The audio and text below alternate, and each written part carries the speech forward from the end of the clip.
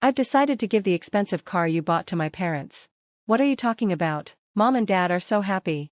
Hold on a second, did you buy it to give to your mom and dad? Yes, that's right, it's already bought. No matter what you say, if you don't agree, I'll divorce you. What, divorce? Something inside me broke when I heard that. Divorce? Who's saying that? Fine, I'm happy to do it. My name is Emma, I'm 37, and I work in an office. I live with my husband Tom and our daughter Mia, who just turned 7. Both Tom and I work, so we manage to make a living. Mia is growing up well, and I'm happy, but I do have some issues with Tom. Tom is the kind of person who focuses more on his parents than his own family. Of course, it's good to care for your family, but there were many times when he put his parents before our daughter. That's something I didn't like. Even when Mia was being born, I called Tom at work to tell him I was in labor. I asked him to come to the hospital because I was about to give birth. I'm sorry, but my mom burned her finger. I need to go to her place, he said. I was shocked. How could he be more worried about his mom's burn than his wife giving birth? My mother-in-law's injury was just a small burn from touching a pen that had been on fire. She cooled it under running water, and it was fine. I couldn't believe she called Tom for that, and I was even more upset that he rushed to her side. Tom is generally nice and works hard, but his behavior towards his parents really bothers me. Something similar happened on Mia's first birthday. My in-laws had a trip planned and asked Tom to drive them. His priority was to drive them, so he didn't even celebrate our daughter's birthday with me. He went to stay at a hotel with his parents because they could get an extra room. I couldn't believe he would choose a trip with his parents over his daughter's first birthday. After that, I started losing trust in Tom. This happened a lot, but I couldn't divorce him right away. I still loved him and didn't want to take Mia's father away from her. Plus, it wasn't that Tom didn't care about her. He wasn't indifferent to her. I believed he'd eventually prioritize Mia. But since her birth, he had never celebrated her birthday with me. Now she's 7. Tom seems to think her birthday should only be for the two of us. I tried to make sure Mia didn't feel alone. I even thought of inviting my in-laws to celebrate with us once, but they refused because it would be too much trouble to come over. It's true that their house is 2 hours away, but Tom never complains about the distance when he visits them, so saying it's a hassle to come to us seems selfish. My mother-in-law is so selfish. She even told me she wanted me to have a son instead of Mia. I told you I wanted a boy. Why didn't you listen? I couldn't believe she said that. You can't choose the sex of your child, and I don't think it matters if it's a boy or girl. It's not like Tom's family is some famous family. It's just that my mother-in-law is old-fashioned and insists on having a boy. The main reason Tom doesn't celebrate Mia's birthday with us is because he wants to please his mom. He cares more about his parents than anything else and can never say no to his mother. When Tom took me to his family's New Year gathering, my mother-in-law had a lot to say to me. My mother-in-law seems to enjoy making fun of me, not just for not having a son, but for other things too. Emma, why can't you do things faster? Look, there's someone with an empty cup. Why don't you pour them a drink? She treated me like I was working at a bar, making fun of me in front of the family. My son is great, but his wife is a disaster. Her job is just a simple office job, entering data. How can she keep doing that without getting tired? I've told her many times that my job is not just data entry, it's engineering, but she never listens. And honestly, I think data entry is a good job. I don't know why she puts it down. She can clearly see our daughter, but she ignores her. She buys New Year's gifts for the other kids in the family, but never for Mia. That really frustrates me, and Tom doesn't stop her. He lets his mom mistreat our daughter and me like it's nothing. I don't know why he laughs when his mom says things like that. He even says I'm not good enough without him, trying to look cool in front of the family. I didn't want to take Mia's father away from her, so I tried to be patient, but I slowly started losing my love for Tom. Then one day, Tom asked me for a favor. Actually, there's something I want to buy. What is it? A car. A car? I was surprised. Tom never cared about cars. Why all of a sudden? I just thought it would be nice to get a new one. I drive to my parents' house all the time, so I thought it would be good to get something fresh. We live near a supermarket, and I don't drive much. I'm not into cars, so I figured I'd let Tom handle it. Well, it's up to you. You're the one who drives it most.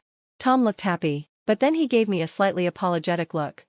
Actually, here's the thing, I'll choose the car, and I want you to pay for it. Tom wants a car for himself, but he can't afford one. He wants me to pay for it. The truth is, I'm the one who supports us financially. When I was on maternity leave, Tom didn't contribute his salary, so I had to go back to work right after giving birth. I'm an engineer, so I asked my company if I could work from home, so I could take care of Mia while working. When Mia was little, I thought it was selfish of Tom to spend his money on himself while I paid for everything else. But sometimes, when he's in a good mood, he does take care of Mia, so I decided to let him do it. Okay, are you sure? Thank you. Tom was so happy. And he started looking through catalogs and researching online. I'm the one paying for it, so I'll be nice to him, but since there's only 3 of us, we don't need a big car.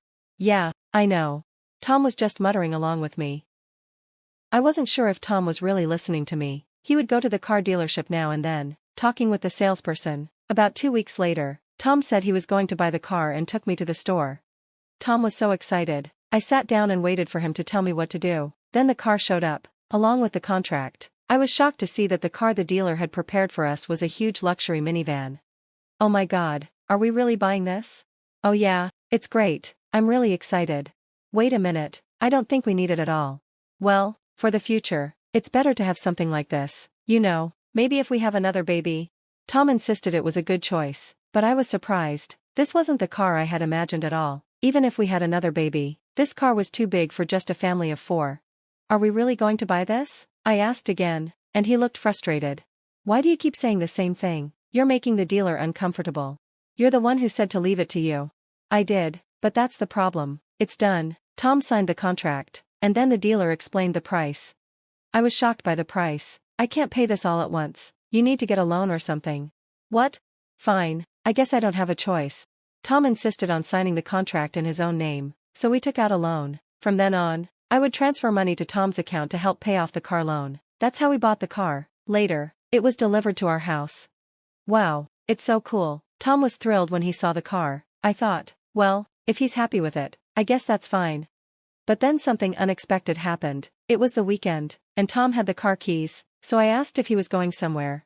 Oh, where are we going? To my parents. Okay, so he's leaving our daughter behind to visit his parents again. You're going in that car, right?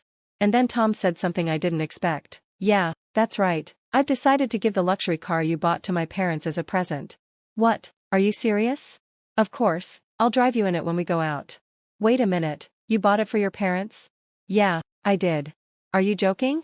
You said you wanted it, so I agreed to buy it. If I had known I was buying it for my parents from the start, you would have never agreed.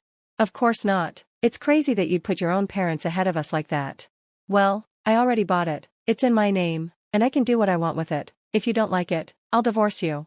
Divorce? At that moment, something inside me snapped. I had my issues with Tom, but my rational side told me not to get a divorce because of our daughter. But the way he was willing to throw us away for his parents made me question everything. How can you say that? Divorce if I disobey? Who does he think he is? Fine, let's get a divorce then.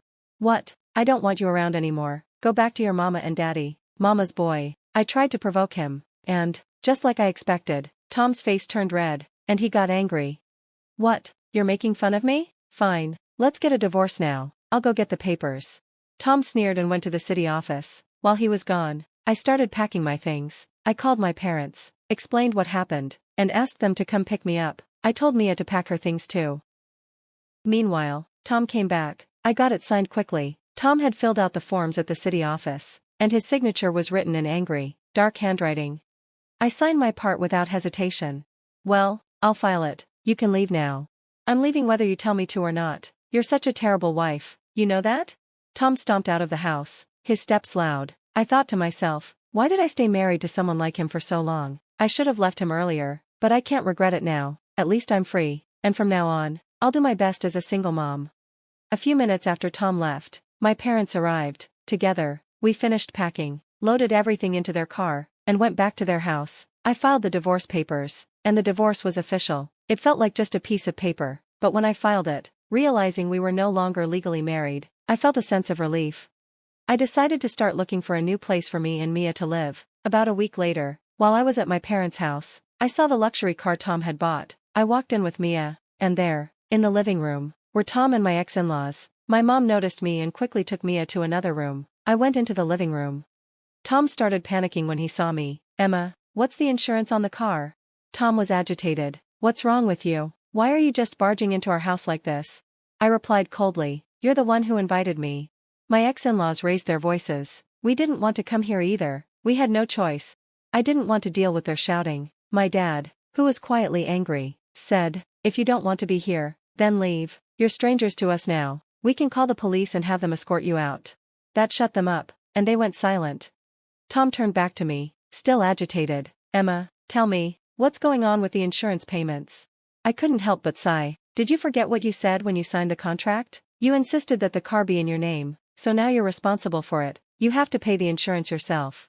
My words made Tom and his parents go pale. Tom had wanted the car for his pride, but now he was facing the consequences. Well, I never wanted that car in the first place, so it was only fair he took responsibility for it. Soon after, I heard that Tom and his parents were so excited about the new car that they drove too fast and crashed it into a guardrail, damaging the front. I had noticed it parked in a way where I couldn't see the front earlier, and now I knew why. They came to me, the one responsible for the payments, asking about insurance, but the car was still owned by the loan company, so it would need repairs, and since they didn't have insurance, they'd have to pay for everything, including the damage to the guardrail. I wondered how much it would cost to fix a luxury car. I'm sure it was going to be expensive. In the end, Tom and his parents returned the car and were charged a large amount for repairs. After that, I started getting messages from Tom asking me to take him back. One of his messages said they couldn't pay rent or utilities and that he had moved back with his parents. However, Tom's parents were apparently really tough on him now. He didn't want to stay there, but he couldn't live alone because of his debt. Tom kept insisting that he wanted to see Mia, but after everything, I thought that was incredibly selfish, and I wasn't going to allow it. I kept ignoring his messages. I didn't tell him where Mia and I were living now. The only thing I worried about was if Mia would miss him, but to my surprise, she seemed fine and was enjoying her life. I'll continue to work hard to give Mia the best life. I don't think anyone should put their parents ahead of their own child, especially when their wife is the one paying for everything and giving away the car as a gift. Tom made his own choices, and now he has to deal with the consequences. I hope Mia and I can live a happy life together.